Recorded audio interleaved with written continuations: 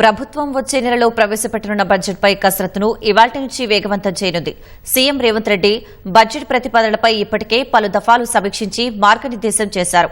ఉప ముఖ్యమంత్రి మల్లు భట్టి విక్రమార్క శాఖల వారీగా అందిన ప్రతిపాదనలపై సమీక్ష జరపనున్నారు.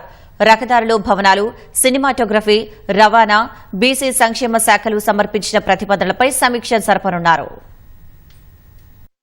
శాసనసభ బడ్జెట్ సమావేశాలు వచ్చే నెలలో జరగనున్నాయి. 2025-26 ఆర్థిక సంవత్సరానికి వార్షిక బడ్జెట్ ను రూపొందించే ప్రక్రియ ఇప్పటికే ప్రారంభమైంది. శాఖల నుంచి అందిన ప్రతిపాదనల్ని ఆర్థిక శాఖ క్రోడీకరించింది. కేంద్రం బడ్జెట్ ప్రవేశపెట్టిన రోజే CM Revanth Reddy, deputy CM Mallu Bhatti Vikramarka ఇతర మంత్రులతో సుదీర్ఘంగా సమీక్ష జరిపారు. ఆర్థిక పరిస్థితి, ఆదాయ వ్యయాలు, ప్రస్తుత ఆర్థిక సంవత్సరంలో డిసెంబర్తో ముగిసిన 3 త్రైమాసికాల్లో చేసిన ఖర్చు, ఇతర అంశాలపై ఆర్థిక శాఖ ప్రత్యేక ప్రధాన కార్యదర్శి రామకృష్ణారావు ప్రెజెంటేషన్ ఇచ్చారు. ప్రస్తుత ఆర్థిక సంవత్సరానికి కేటాయించిన మొత్తాల్లో ఇప్పటి వరకు చేసిన ఖర్చు, చివరి నాటికయ్యే వ్యయ అంచనాలపై సీఎం చర్చించారు. కేంద్ర బడ్జెట్ తో తెలంగాణకొచ్చే అవకాశం ఉన్న నిధులపై స్పష్టత వచ్చింది. వచ్చే ఆర్థిక సంవత్సరంలో ప్రభుత్వ ప్రాధాన్యతలు, అవసరాలపై సీఎం రేవంత్ రెడ్డి మంత్రులు, అధికారులకు మార్గనిర్దేశనం చేశారు. 2025-26 బడ్జెట్ కోసం అన్ని శాఖలు సమర్పించిన ప్రతిపాదనలపై ఉప ముఖ్యమంత్రి భట్టి విక్రమార్క శాఖల వారీగా సమీక్ష జరపనున్నారు. ఇవాళ రహదారులు, భవనాలు, సినిమాటోగ్రఫీ, రవాణా, బీసీ సంక్షేమ శాఖలపై సమీక్ష జరగనుంది.